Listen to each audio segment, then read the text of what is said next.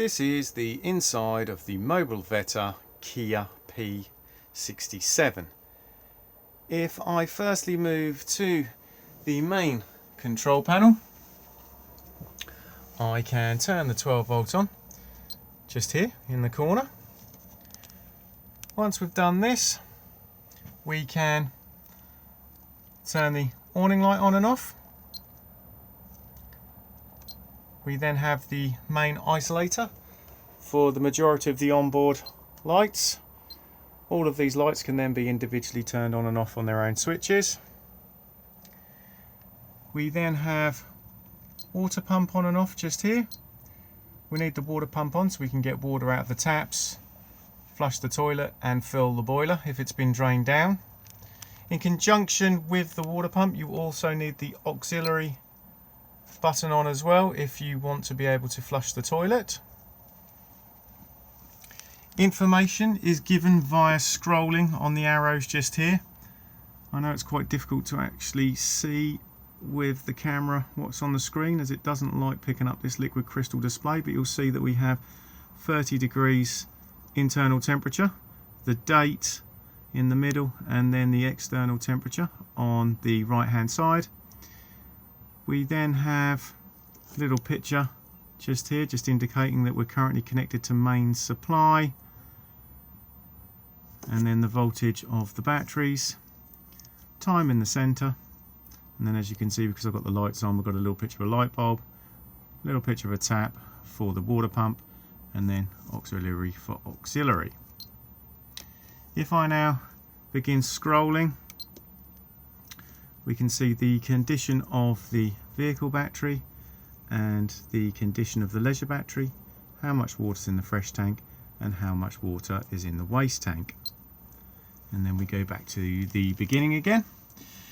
Just down here we have a little picture of a spanner, and that just goes into the settings menu, and then we just navigate on the arrow keys just here so we can change anything. So we can change the date and the time, just hit the enter button just here. As you can see, they begin to flash, and then just use your arrows. Then enter again, and then the next one, and then alter the date. Once you've done, just hit the spanner symbol, then we can arrow down. We can set a wake up alarm if we want. We can also put tanks alarms on and battery alarms on if we want to. Key beeps on and off. And then we end up back at the beginning again. Beside this control panel, we then have the control panel for the Truma heating and hot water system.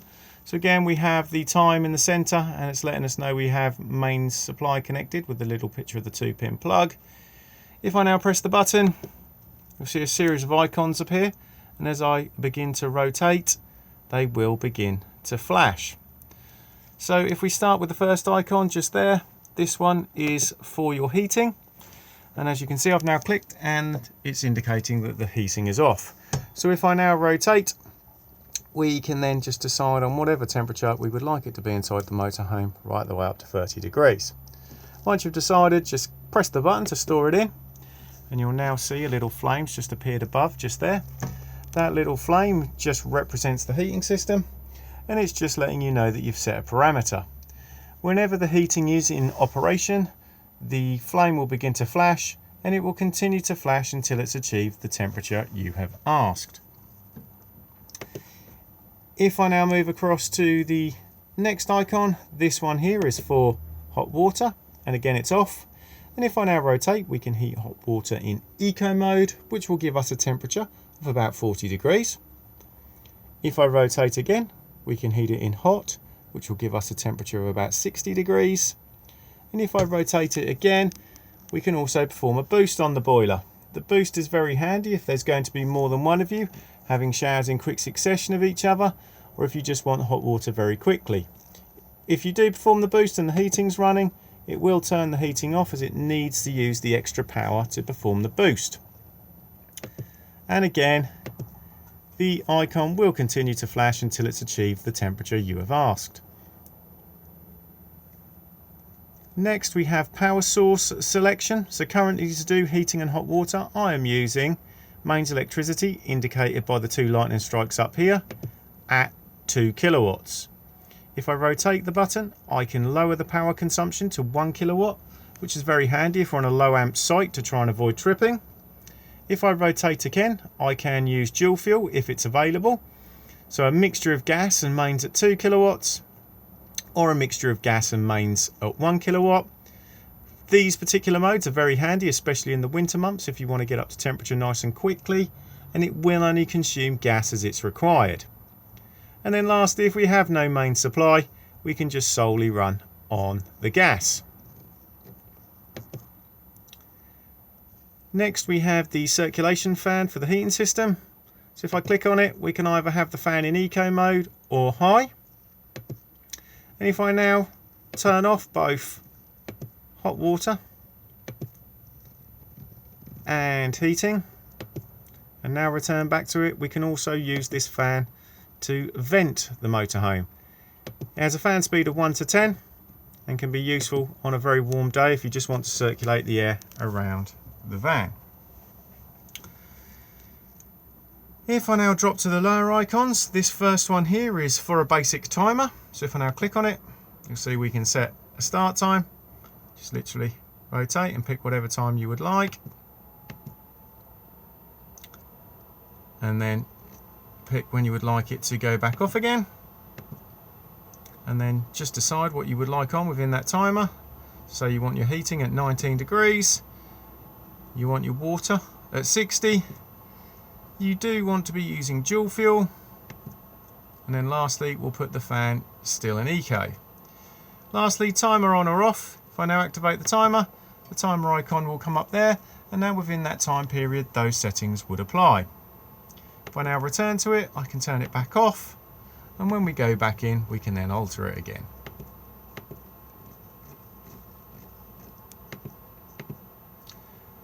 Next, we have clock set.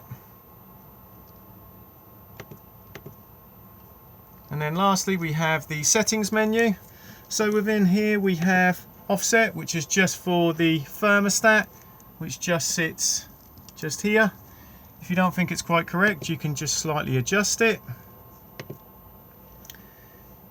We then have temperature, just if you prefer it displayed in Celsius or Fahrenheit. Brightness of the screen, 12 or 24 hour clock. The language, index, more for the technicians, it just lets them know what software it's running. And then lastly, full factory reset. So from time to time, these control panels may throw up an error code.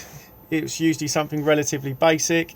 An error code will appear as a warning triangle, and then you'll get a series of numbers and letters. And then if you Google it or look in the manual, it will tell you what the fault is. A lot of the time it will be, as I said, something relatively basic like I do not have main supply or I do not have gas. Once you've rectified the problem, the error code will then automatically disappear. If that doesn't happen, just go to the warning triangle and double click on the button, and it will then sometimes display no error and then disappear. If that still doesn't work, if you still have anything running like I do at the moment, just go to it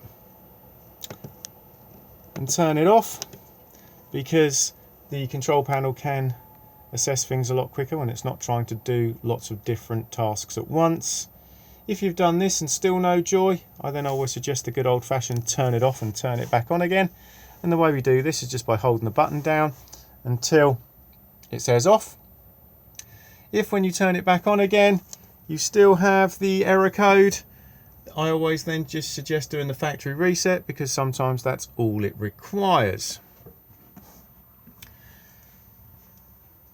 TV bracket just here, and then up here we have 12 volt socket and a main socket, and then we have the aerial fly lead for the airing on the roof, and then we also have an external satellite point as well. Down here we have light switches, so this one here just controls the light bar all around the motorhome. This can be dimmed just by holding the button in.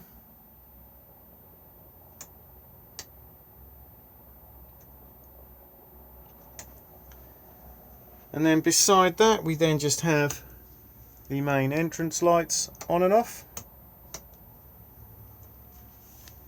And then next to that we have the waste tank heater switch. So if you're using the motorhome in extremely cold climate, you can pop this on and it will keep some temperature in that tank to avoid any frost damage occurring. If I now just come down behind the passenger seat, there is also another switch just located here, which is for the underfloor heating. This will only work when you're connected to mains electricity. And then above that is the regulator for the solar panel. You do not need to do anything with this, it will just smart charge the batteries as it's required.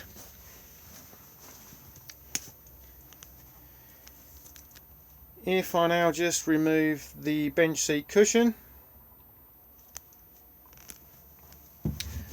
we can gain access to storage beneath, and then underneath this cover here we can see the leisure battery and then the 12-volt isolator, the 12-volt fuses and the trip switches just here.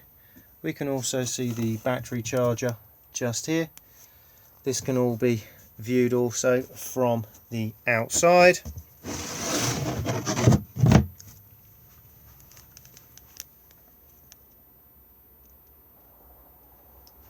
Both front seats swivel, as you can see, and they rotate by just pulling the levers at the lower point. They're also height adjustable just on these two levers just here, and then just move it backwards and forwards on the bar just here. The table moves about just by popping your foot just on here, and then you can then pull it, rotate it, move it from side to side wherever it needs to be. If I now just remove the cushions from the dinette,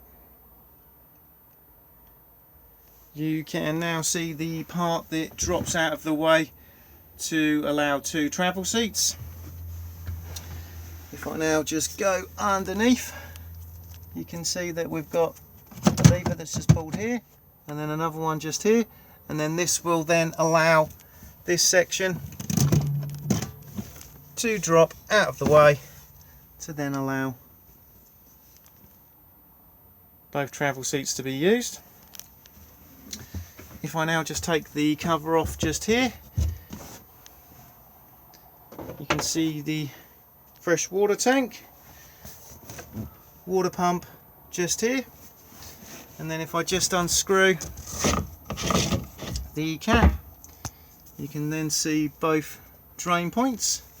So this one here will drain the tank down completely, and then this one here is what is known as the travel drain, so it will drain some of the water out but still allow you to then have some to travel with.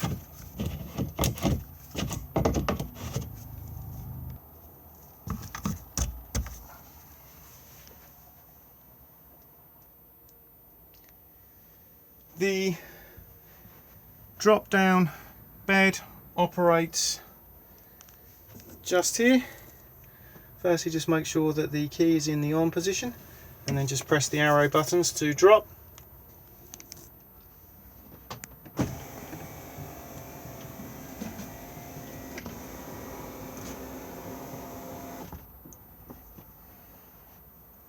As you can see, you do have netting that can be put up and attached to the ceiling. As you can see, if you are having it right the way to the bottom, do make sure that this table is just out of the way of the cabinet, because it does just drop slightly lower than it.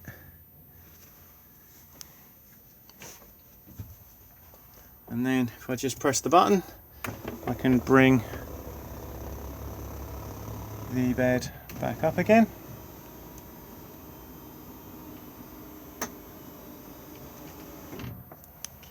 The ladder just attaches to these 2 points just here. If the bed was to fail, firstly just check to see if the fuse is blown.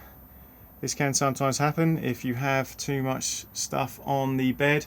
Really, you shouldn't have anything, but definitely do make sure that the pillows are removed. But if you cannot get it to go up and down electrically, you can manually wind it. So the manual winder just looks like this, and it just locates into this point just here, and then just literally wind it up and down.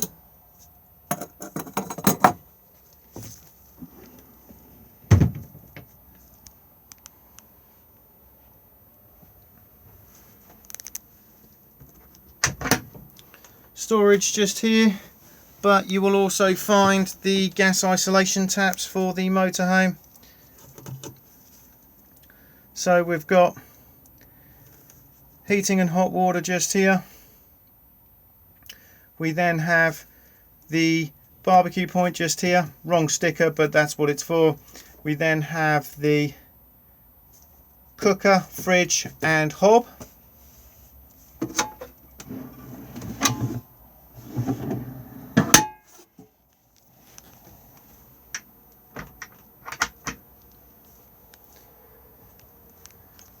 Sink cover just here, and then we have the sink. This can be stowed just above the cutlery drawer just by pulling this section out, and then it will just drop into this cutout just here. Bin just here. Extractor fan just here, on and off. And as you can see, you've also got light switches just here and a main socket. We then have both gas rings, and just literally just push in, twist, and they'll ignite.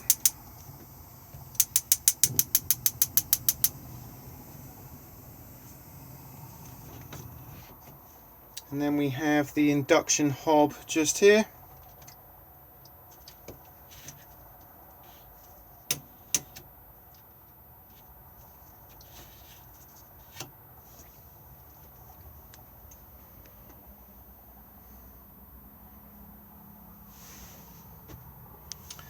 Grill and cooker. So for the cooker, just push in to the left, and again just push the igniter.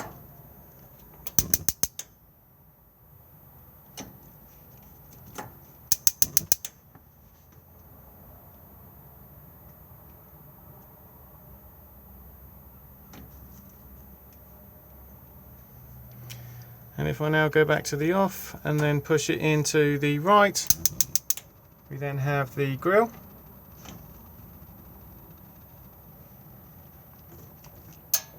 We also have an inspection light as well. Beneath that we have the Thetford fridge freezer, on and off just here. This is an automatic model, so as long as you are on A for auto, it will find the best power source it can for you.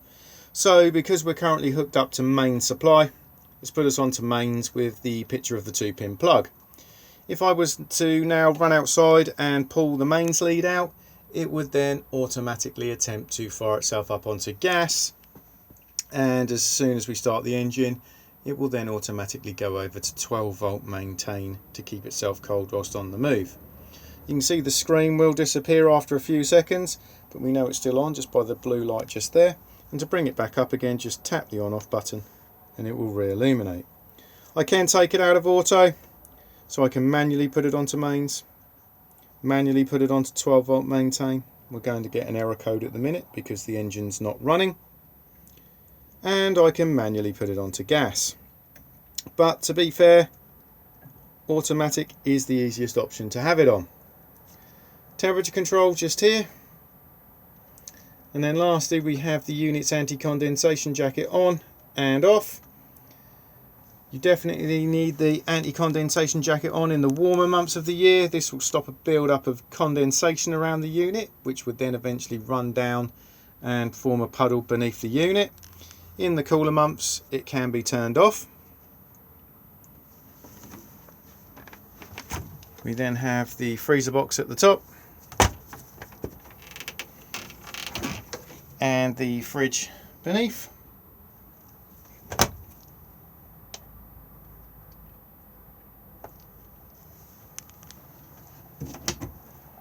Wardrobe just here, and also in here is the television aerial.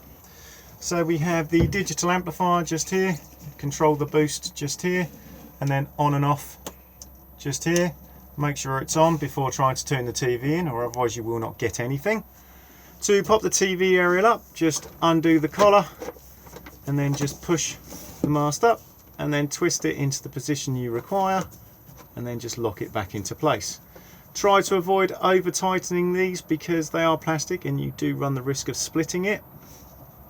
If you do need to do additional tuning, you can turn this tail here and it will then flip the aerial from the horizontal position to the vertical. Do make sure that the aerial is down for travel.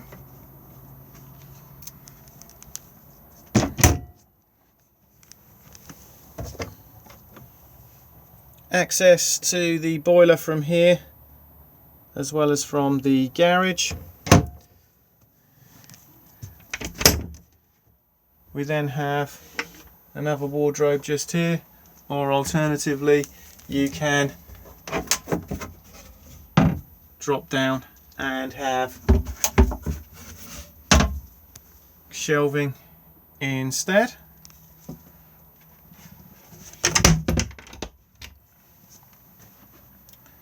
Rear bed just here, so again ladder on here, and this is the ladder for this bed, and then we have the other ladder just here for the electric drop down bed. Storage all along here, lights at the back, there's also USB charging points as well. Any of these top lights do need to be touched to turn on and off.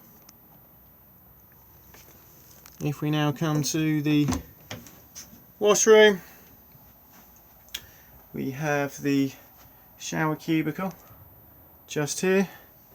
Do make sure that the shower screens are secure for travel. Light switch just here. And then we have the toilet. So to open to the cassette, just slide the grey lever across and then push the blue button to flush and then close back up again. If this has been left open and you try to remove the cassette from the outside, it will not come out. So if you do feel resistance, just make sure that nobody's left it open. Level indicator just here, so this will illuminate to let you know when the cassette needs emptying. And then we have the basin.